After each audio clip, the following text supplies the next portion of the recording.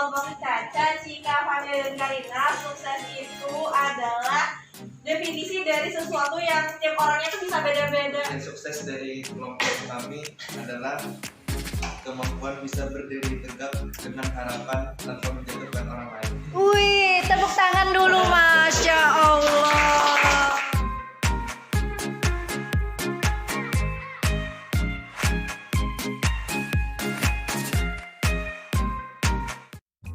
Assalamualaikum warahmatullahi wabarakatuh, Good Readers. Selamat datang di channel Baca Buku bersama saya, Imeliana.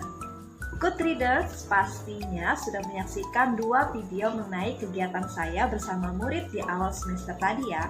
Nah, itu adalah salah satu kegiatan pembentukan keyakinan pembelajaran di mata pelajaran saya. Di video tersebut saya meminta mereka untuk menyampaikan arti sukses versi mereka yang kemudian dipadu-padankan menjadi arti sukses dalam pembelajaran sejarah. Apakah sukses itu adalah ketika mendapatkan hasil yang maksimal dengan cara yang curang, atau mendapat hasil yang maksimal karena melakukan setiap proses pembelajaran dengan benar? Good Readers pastinya penasaran dari mana saya mendapat ide tersebut. Ide ini muncul saat saya membaca buku Fantastic Learning karya Rian Martian. Buku ini termasuk dalam kategori buku Character Building, Education, dan Motivation. Buku ini diterbitkan oleh penerbit Proyu. Nah, adapun edisi yang saya baca ini adalah edisi cetakan kedua yang dicetak di tahun 2010. Buku Fantastic Learning merupakan karya pertamanya yang berhasil dipublikasikan. Semuanya didasarkan kepada pengalaman membantu peserta pelatihan untuk menemukan performa terbaiknya. Alasan mengapa saya tertarik membedah buku ini adalah karena judul dan testimoninya. Learning is fun, not learning is difficult. Ini sangat sejalan dengan slogan Merdeka Belajar, di mana belajar itu haruslah menyenangkan dan menggembirakan. Buku ini terdiri dari 4 bab, yakni Yes, I can, Yes, I will, Yes, I do, dan Be Fun Learner. Sekarang mari kita ke bagian subbabnya. Good Readers pastinya masih ingat 2 video yang saya tampilkan di awal tadi ya, mengenai arti sukses menurut murid-murid saya terkait pembentukan keyakinan pembelajaran sejarah. Nah, kegiatan tersebut terinspirasi dari bab Yes I Can ini. Di bab Yes I Can ada subbab Success Student, Paradigma Sukses, Hukum Sukses, dan Be Your Better Self.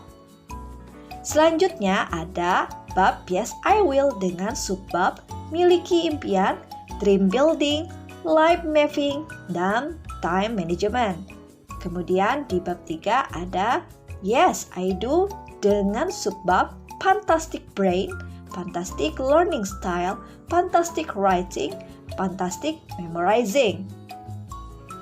Dan bab terakhir adalah strategi sukses 1 semester.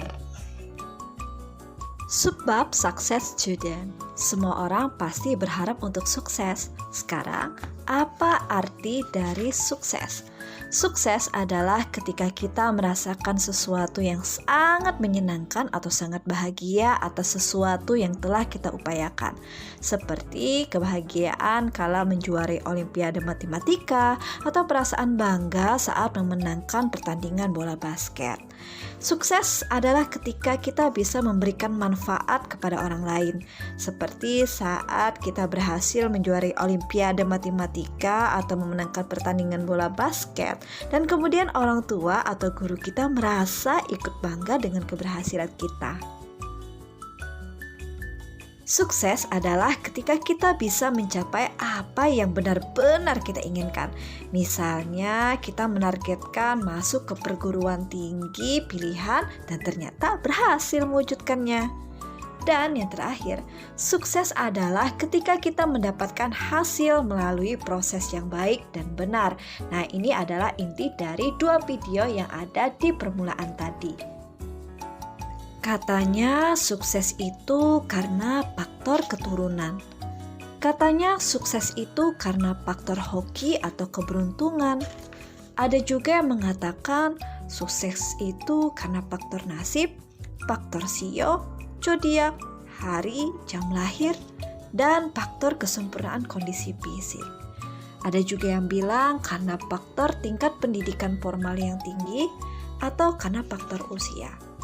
Itu semua adalah contoh dari paradigma sukses. Nah, sekarang kita harus memiliki paradigma yang benar tentang sukses. Di sini Kang Rian memiliki tipsnya loh. Yang pertama, miliki pengetahuan. Pengetahuan yang cukup tidak akan membuat kamu terpaku dengan satu cara berpikir saja, tetapi kamu akan memiliki alternatif berpikir yang banyak sehingga kamu akan semakin bijak menyikapi paradigmamu sendiri dan orang lain. Yang kedua, ubah cara pandang. Pandangilah sesuatu hal dari berbagai sisi. Kemudian, pahami situasi terkini. 3 tips tadi akan membuat kamu mendapatkan paradigma yang benar terkait sukses. Sukses ternyata ada hukumnya. Yang pertama, hukum kekekalan energi. Yang kedua, hukum sebab akibat atau kausalitas. Yang ketiga, hukum kesesuaian atau hukum gaung. Yang berikutnya, hukum pilihan atau konsekuensi. Dan yang terakhir adalah hukum daya tarik. Hukum kekekalan energi. Contohnya, belajar atau nyontek sama-sama mengeluarkan energi dan menghasilkan energi yang lainnya. Misalnya nilai ujian yang memuaskan. Tetapi keduanya memiliki muatan energi yang berbeda. Belajar membawa muatan energi positif, sedangkan menyontek membawa muatan energi negatif. Karena energi itu bersifat kekal sesuai dengan hukumnya, maka energi itu akan kembali kepada kita. Energi positif akan kembali dalam bentuk energi positif, sebaliknya energi negatif akan kembali dalam bentuk energi negatif. Subbab terakhir di bagian bab Yes, I Can adalah Be Your Better Self. Untuk menjadi pribadi yang lebih baik, maka kita harus mengenali konsep diri kita terlebih dahulu. Setelah itu, kita bisa melakukan transformasi diri dengan jurus-jurus sebagai berikut. Yang pertama adalah jurus perbandingan terbalik.